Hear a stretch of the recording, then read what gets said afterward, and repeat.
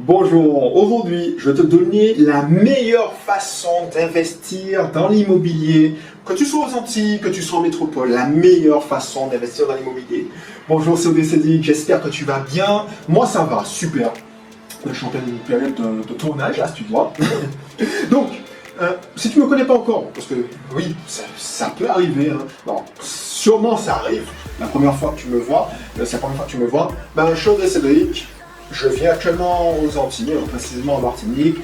J'ai pas mal de clients en Martinique et en Guadeloupe avec qui j'aide à investir dans l'immobilier. C'est pas ma seule source de revenus parce que j'ai construit ma liberté financière grâce au business. Je suis dirigeant de garage, dirigeant d'une société de conciergerie sur location, dirigeant de Research Team qui me permet de donner des formations et de coaching en immobilier. C'est aussi une foncière.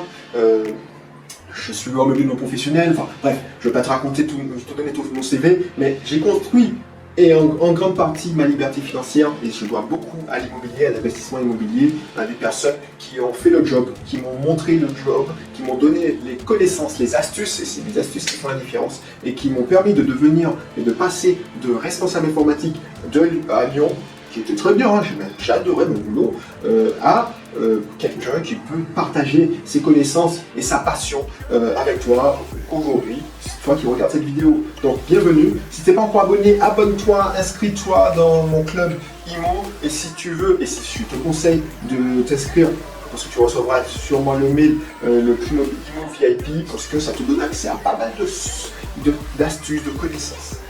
Voilà pour le moment promo.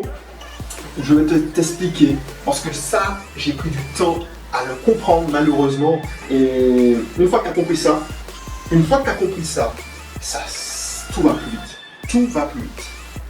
L'astuce pour devenir libre financièrement le plus rapidement possible, c'est d'acheter le plus gros possible. C'est-à-dire que si tu as une capacité d'emprunt de 300, 400 000, pourquoi tu veux commencer à ta main, comme on dit sur un studio, alors que tu peux acheter directement dans l'immeuble? Alors tu vas me dire, ouais mais non, j'y connais rien, je peur, tout ça. Le problème c'est que si tu n'y connais rien, il y a des personnes qui en connaissent un peu plus que toi. Donc c'est pour ça que il y a quelques vidéos, dans une autre vidéo, j'expliquais que si tu as effectivement une capacité d'emprunt de 400 000 euros, donc allez, même si c'est 200, 300, tu peux investir dans un immeuble de rapport, par exemple. Le truc, c'est que avec 300 000 euros, tu as ta mentalité de salarié, c'est sûr que ce sera beaucoup plus difficile et que tu vas souffrir. À ce moment-là, et c'est pour ça qu'une mentalité de salarié, alors je n'ai rien contre les salariés, hein, la plupart des gens, les collaborateurs sont salariés, mais c'est pour te montrer que c'est pas une question de capacité financière, c'est une question d'état d'esprit. Si tu te dis oui, mais bon, j'ai pas envie d'investir quelques milliers d'euros sur un accompagnement parce que je peux me débrouiller seul et puis ça coûte cher. Mais c'est quoi? Coûte cher.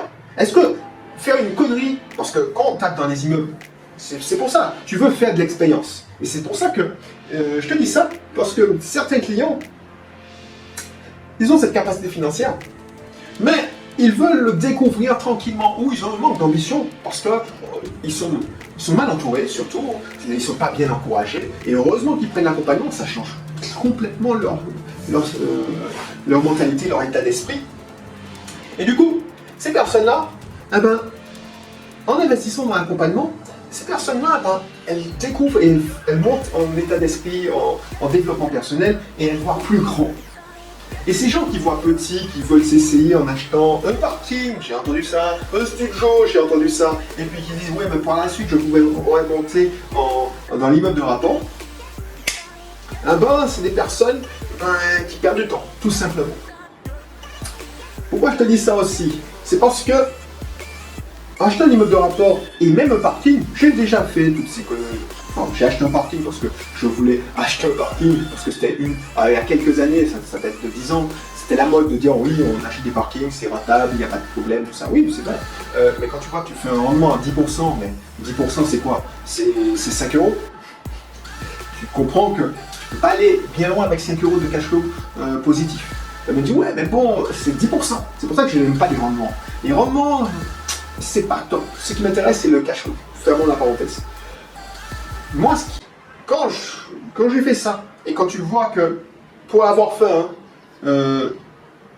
pour un parking et pour un immeuble, c'est le même temps, Tu te dis, mais c'est n'importe quoi. C'est n'importe quoi. Pourquoi je te dis ça? Ben, tu dois, quand j'ai prospecté mon parking, c'est le même site que je suis allé visiter. Hein. J'ai juste filtré en me disant parking à vendre. Donc je suis allé faire ma visite. Oui, visiter un immeuble, ça prend facilement 2 heures, 1h30, et encore. Maintenant, ça m'arrive, et mes clients étaient choqués, ils disent, mais t'as déjà fini? Je vais visiter un immeuble avec eux, et je leur dis, allez, si on prend 30 minutes, allez, si je prends 25 minutes, je prends grand maximum, je regarde l'environnement, je regarde ce qu'il faut faire comme travaux. Alors, on va sans entrepreneur au début. Pourquoi? Parce que les meilleures affaires ne restent pas sur le marché longtemps, donc il faut se dépêcher rapidement. Donc, boum, tu dis ok, c'est bon, allez, prévoyez 80 000, plus ou moins 20%, il faudra filer, on peut faire une offre à temps. Je leur fais leur truc, et ils me disent, waouh, ah ouais, c'est vrai que on n'avait pas vu ça comme ça. Ils étaient à leur 2e visite. Parce qu'ils avaient eu la chance d'avoir l'exclusivité, donc ils sont allés visiter une première fois. Ensuite, ils ont fait visiter une 2e fois dans la même semaine. J'étais disponible, je suis allé avec eux. Pourquoi je te dis ça? Parce que, tu vois, visiter pour moi un studio, ça prend 20 minutes. Mais en fait, tu perds plus de temps sur les transports, autre chose. Hein. La visite en elle-même, ça dure 30 minutes. Allez, 1 heure pour un immeuble. Si tu veux un immeuble avec des locataires qui ont plusieurs lots, qui ont... Bon, tu peux pas dire que tu fais ça en 1 heure, 1h30, parce qu'il faut discuter, il faut demander. Mais si c'est un immeuble vide, et si un immeuble, ça prend autant de temps, enfin, le même temps, plus ou moins, que visiter au studio. Alors, une place de parking, oui, c'est une place de parking. Limite, tu n'as même pas à visiter. Limite, tu vas visiter le quartier, tu regardes s'il y a des difficultés pour se garer. Mais à part ça, tu verras, hein, à part ça, c'est mon rendez-vous. Alors, j'ai acheté mon parking cash, mais si tu achètes, tu prends un prêt pour acheter un studio par exemple. Je prends le studio parce que c'est un truc. Tu vas avoir ton banquier le même nombre de temps, hein. Il va te demander le même dossier en plus, c'est ça qui est pénible. Donc tu vas prendre le même temps pour réunir toutes les pièces. Ensuite, tu vas signer le compromis, c'est toujours le même papier, hein. C'est un studio ou un immeuble, oui, il sera plus épais, mais il est diagnostic, tout ça. Ensuite, pour signer le compromis, c'est la même chose. Pour signer chez le notaire, ce sera le même temps pour un studio. Et puis, pour louer, effectivement, et encore, je suis même pas sûr, si tu achètes un immeuble, souvent il y a déjà des locataires. Donc tu vas prendre le même temps pour le louer. Voilà. Et puis, ce qui est paradoxal, c'est que il me semble, à mon niveau, pour avoir fait plusieurs projets, c'est plus risqué d'acheter un studio qu'un immeuble. Ou faire de la colocation. Ou faire de la location courte durée. Pourquoi? Parce que si tu tombes sur le mauvais locataire, si tu es mal formé, tu n'es pas accompagné, je te garantis que tu vas être dégoûté parce que tu vas choisir la mauvaise personne. Alors je ne le souhaite pas, on sait que c'est 3%, mais pour avoir eu des problèmes avec les locataires, alors que moi ça fait plus de 10 ans que je fais ça, il faut avoir un bon état d'esprit. A contrario, parce que le conseil numéro 1, c'est d'acheter le plus gros possible. Le conseil numéro 2, c'est que tu achètes le plus gros possible, mais il faut que tu aies un état d'esprit capable de gérer ce plus gros possible. Et tu n'as pas le temps, si tu as dépassé la trentaine, je suis désolé, tu n'as plus le temps. Encore plus si tu as dépassé la quarantaine, tu n'as plus le temps de faire ta main, comme on dit, de faire ta main sur le studio. Tu dois taper fort, tu dois taper directement, tu dois taper les 4-5 lots directs. Mais il faut que tu aies le mental, l'état d'esprit. Parce que qui dit 4 fois 5 lots directs, c'est dire 5 fois plus de problèmes dans l'exploitation. Parce que les gens, ils négligent souvent ça.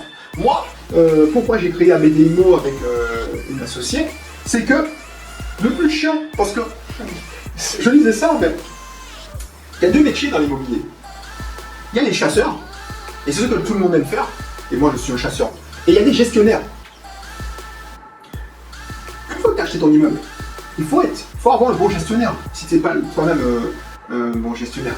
Donc du coup, tu as 2 fois plus de problèmes. Mais tu limites le risque, parce que si quelqu'un a du retard sur son loyer, ce serait moins grave.